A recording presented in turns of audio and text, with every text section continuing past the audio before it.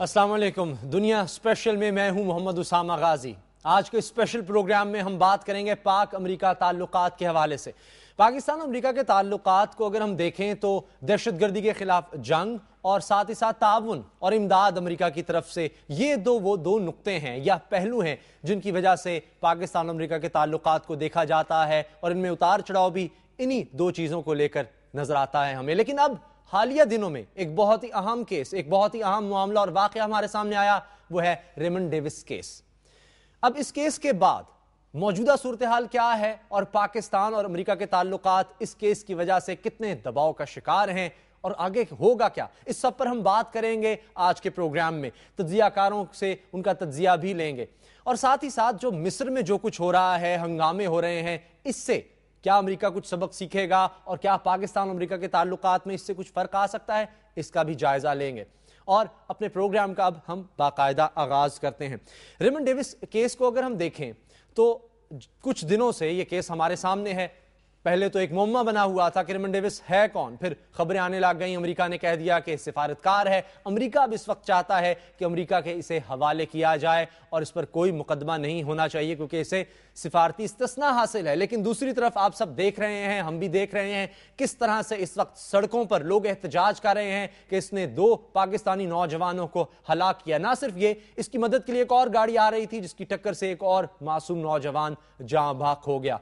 कोई पाकिस्तानी जो हमें सड़कों पर इस वक्त नजर आ रहे हैं वो नहीं चाहते कि रेमंड डेविस को अमेरिका के हवाले किया जाए। और साथ ही साथ अब अदालत की तरफ से हुक्मनामा भी आ गया। लाहौर हाई कोर्ट ने कहा कि इसका नाम ECL में यानी एग्जिट कंट्रोल लिस्ट में शामिल किया जाए और रहमान मलिक ने कहा ऐसा कर दिया गया है। अब रेमंड डेविस बाहर नहीं जा सकता। अमेरिका चाहता है इसे इसके हवाले किया जाए। पाकिस्तानी हुकूमत पर दबाव है, ये क्या करेगी? वजीर आजम कह चुके हैं, रहमान मलिक ये कह चुके हैं कि अदालत इसका जो फैसला करेगी वो कबूल होगा।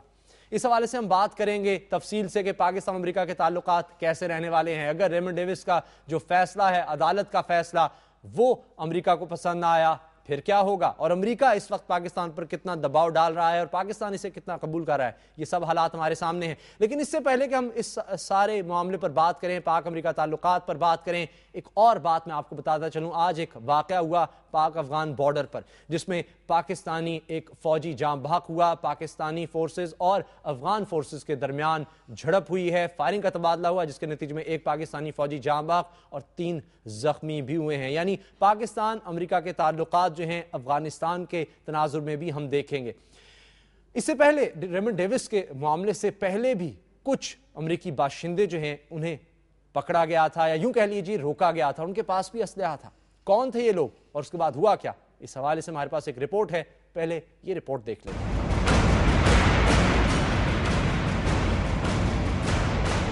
9 दिसंबर 2009 में लाहौर के इलाके शेरपाव पुल पर पुलिस ने 2 मशकूक लैंड क्रूजर्स को रोका।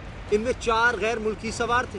इन्होंने पुलिस को गाड़ी की तलाशी देने से इनकार कर दिया। पुलिस के मुताबिक कार सवार जासूसी के आलात और जदीद असलहे से लैस थे। बाद में सिक्योरिटी इदारों के एहलकार इन्हें वहां से ले गए।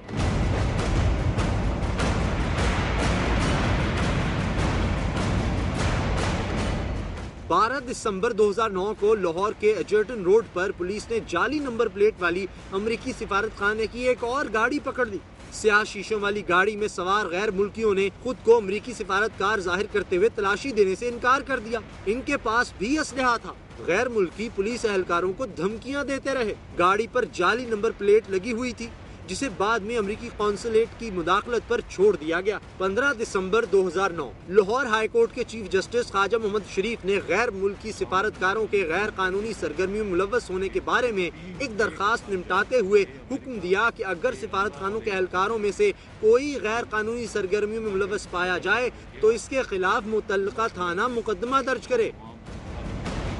देखा आपने, पहले भी कई अमेरिकी बाशिंदे रोके गए पाकिस्तान की सड़कों पर, उनके पास असलहा था, जबकि कोई भी अमेरिकी सिफारतकार जो है इस तरह से असलहा लेकर पाकिस्तान की सड़कों पर नहीं फिर सकता। पाकिस्तान ने इसकी हरगिज इजाजत नहीं दी है। लेकिन रेमंड डेविस जिसके बारे में अमेरिका कह रहा है कि ये उनका सिफारतकार है, लेकिन दूसरी तरफ इस तरह की खबरें भी सामने आ रही हैं जो वाकयात हैं, इसके हवाले से आप प्रोग्राम भी देखते रहते हैं कि इतनी महारत के साथ गोलियां चलाना, ये सब ایک ماہر جاسوس ہی کر سکتا ہے. اس حوالے سے بھی بات ہو رہی ہے, لیکن امریکہ کہتا ہے جو بھی ہو اس کو سفارتی استثناء حاصل ہے. اس کا مطلب کیا ہوتا ہے اس پر بھی ہم ایک ماہر قانون سے بات کریں گے, قانونی ماہر ہمارے ساتھ ہوں گے, اس پہلو کا بھی جائزہ لیں گے. لیکن آج کے دن جو سڑکوں پر ہوا اس حوالے سے تو آپ خبروں میں دیکھ رہے ہیں, احتجاج ہوتا رہا اور یہ بھی کہا گیا ہے لواحقین کی طرف سے جو نوجوان جاں بحق ہوئے یا قتل کیے گئے, ریمنڈ ڈیوس نے جن کو قتل کیا, ان کے لواحقین نے کہا ہے کہ وہ امریکی ایمبیسی کی طرف یا قونصلیٹ کی طرف, بلکہ کہا جائے امریکی قونصلیٹ کی طرف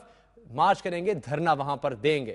لیکن ایوانوں میں کیا ہوتا رہا؟ ریمنڈ ڈیوس کا جو ذکر ہے سڑکوں پر بھی رہا, اس کے خلاف احتجاج, پریس کانفرنس ہوتی رہی, لیکن ایوانوں میں بھی اسی کا چرچا رہا. مختلف عام شخصیات نے اس حوالے سے کیا کہا ہے, آئیے دیکھتے ہیں. ایوان صدر میں پیپلز پارٹی پنجاب کے وزراء اور ارکان اسمبلی نے صدر زرداری سے ملاقات کی, جس میں ریمنڈ ڈیوس کا معاملہ زیر بحث آیا. صدر کا کہنا تھا کہ ریمنڈ ڈیوس کے معاملے پر سیاست کرنے والوں کو ایسی سیاست کے نقصانات کا اندازہ نہیں ہے. ادھر قومی اسمبلی میں گرما گرم بحث میں قائد حزب اختلاف چودھری نثار نے کہا کہ امریکیوں کو باور کرایا جا رہا ہے کہ ریمنڈ کی حوالگی پر وفاق تیار ہے, لیکن پنجاب رکاوٹ ہے. جبکہ وزیر اعظم سید یوسف رضا گیلانی نے کہا کہ حکومت ریمنڈ ڈیوس کے معاملے میں عدالتی فیصلے کو قبول کرے گی. ہم کوئی کام ایسا نہیں کریں گے جو ملک کے لیے رسوائی کا سبب بن سکے. The matter is sub judice before the court. Let the court decide. Raymond Davis کے معاملے کی باز گشت سینٹ میں بھی سنی گئی. وزیر داخلہ رحمان ملک نے ایوان کو بتایا کہ ریمنڈ ڈیوس سفارتی ویزے پر پاکستان آیا, اسے ویزا خفیہ اداروں کی کلیئرنس کے بعد دیا گیا. ریمنڈ ڈیوس کی فائل ریکارڈ سے نکال کر انہوں نے اپنی تحویل میں لے لی اور ملزم کا نام ECL میں ڈال دیا گیا ہے. لوگ معاملے کو جذباتی ہو کر دیکھ رہے ہیں اور میڈیا وفاقی اور صوبائی حکومت کو تقسیم کرنے کی کوشش کر رہا ہے. ان کا کہنا تھا کہ وفاق ریمنڈ ڈیوس کے معاملے میں کوئی مداخلت نہیں کرے گا. ریمنڈ ڈیوس کے حوالے سے جمعیت علماء اسلام فے کے سربراہ مولانا فضل الرحمان نے بھی خدشات کا اظہار کیا ہے. ان کا کہنا ہے کہ ریمنڈ ڈیوس کو امریکہ کے حوالے کیا تو یہ حکومت کی ناکامی ہوگی. پنجاب کی حکومت بھی امتحان میں ہے اور وفاق کی حکومت بھی. ایک معاملے کو وفاق کی طرف دھکیل رہے ہیں, دوسرا مسئلہ صوبائی حکومت کی طرف دھکیل رہے ہیں. لاہور کے واقعے کے بعد امریکیوں کی نقل و حرکت محدود کرنے کے مطالبے آ رہے ہیں, لیکن سندھ کے وزیر داخلہ ذوالفقار مرزا نے ایسے تمام امکانات کو رد کرتے ہوئے کہہ دیا ہے کہ ریمنڈ ڈیوس کے واقعے کو جواز بنا کر امریکیوں کی نقل و حرکت محدود نہیں کی جا سکتی. 5 انگلیاں برابر کہیں بھی نہیں ہوتی, وہ امریکن ہو یا پاکستانی ہو. کرمنل ایلیمنٹ یا کرمنل مائنڈ یا مطلب اس طرح کے جذباتی لوگ معاشرے کا حصہ ہیں اور ہر پوری دنیا میں ہوتے ہیں. ریمنڈ ڈیوس کی ناجائز اسلحہ کیس میں بھی گرفتاری ڈال دی گئی ہے اور ملزم کو کل عدالت پیش کیا جائے گا. امریکہ کی جو لسٹ ہے مطالبات کی, اس میں اب ایک اور بڑا مطالبہ شامل ہو گیا ہے کہ ریمنڈ ڈیوس کو امریکہ کے حوالے کیا جائے. امریکہ پاکستان سے بھی چاہتا ہے کہ شمالی وزیرستان میں آپریشن بھی پاکستان کرے. دہشت گردی کے حوالے سے بھی بار بار بیان آتے رہتے ہیں کہ اور کیا جائے, مزید کیا جائے, اور پاکستانی حکومت بھی تعاون چاہتی ہے, خاص طور پہ معاشی. موجودہ حالات اور پاک امریکہ تعلقات, اسی حوالے سے تجزیہ لیتے ہیں. مشہور تجزیہ نگار اور سینئر صحافی ہمارے ساتھ ہیں اور ان سے ہم بات کریں گے. مجیب الرحمان شامی صاحب نے مجھے فون لائن پر جوائن کیا ہے. مجیب الرحمان شامی صاحب, بہت شکریہ آپ کے وقت کا. بہت ہی اہم معاملہ ہے. ایک واقعہ یا ایک شخص جو ہے اب دیکھا جا رہا ہے کہ پورے پاک امریکہ تعلقات پر اثر انداز ہو رہا ہے. کتنا دباؤ ہے اس وقت پاکستان امریکہ کے تعلقات پر, جو پہلے بھی ہم کہہ سکتے ہیں کوئی بڑے مثالی نہیں ہے. دیکھیے, ضرورت اس بات کی ہے کہ ہم یہ جو واقعہ ہے اس کو محدود کرنے کی کوشش کریں اور جو اس نوعیت ہے اس کی اور جو اس کے اثرات ہیں اس کو اسی تک محدود رکھیں, کیونکہ اگر یہ پھیل لے گا تو بہت سی صورتحال جو ہے خراب ہو سکتی ہے اور اس کا کوئی فائدہ بھی نہیں ہوگا. یہ جو ریمنڈ کا واقعہ ہے اس کو اسی تک محدود کرنا چاہیے اور جو ہماری عدالتیں جو ہیں اب ان میں یہ معاملہ پہنچ چکا ہے اور وہ اس پر کارروائی کر رہی ہیں, تو ہمیں امریکہ کو یہ بتا دینا چاہیے اور میرا خیال بتا بھی دیا گیا ہے کہ پاکستان کی جو عدالتیں جو فیصلہ کریں گی اس کے مطابق پاکستان عمل کرے گا. کیونکہ وزارت خارجہ جو ہماری ہے اس نے بر وقت اقدام نہیں کیا اور اس سلسلے میں کوئی حکومت پنجاب کو مطلع نہیں کیا کہ کیا کرنا چاہیے اور کیا ہونا چاہیے اور ریمنڈ کی پوزیشن کیا ہے. تو اب جب صورتحال اس الجھاؤ میں آ گئی ہے تو اب عدالت ہی کو فیصلہ کرنا ہے اور عدالت ہی فیصلہ کرے گی تو اس کے بعد معاملہ کسی طرف لگے گا.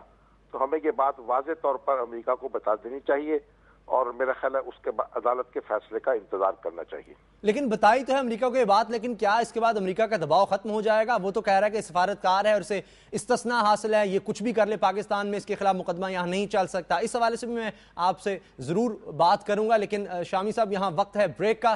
اس بریک کے بعد میں آپ سے گفتگو کا سلسلہ جاری رکھوں گا.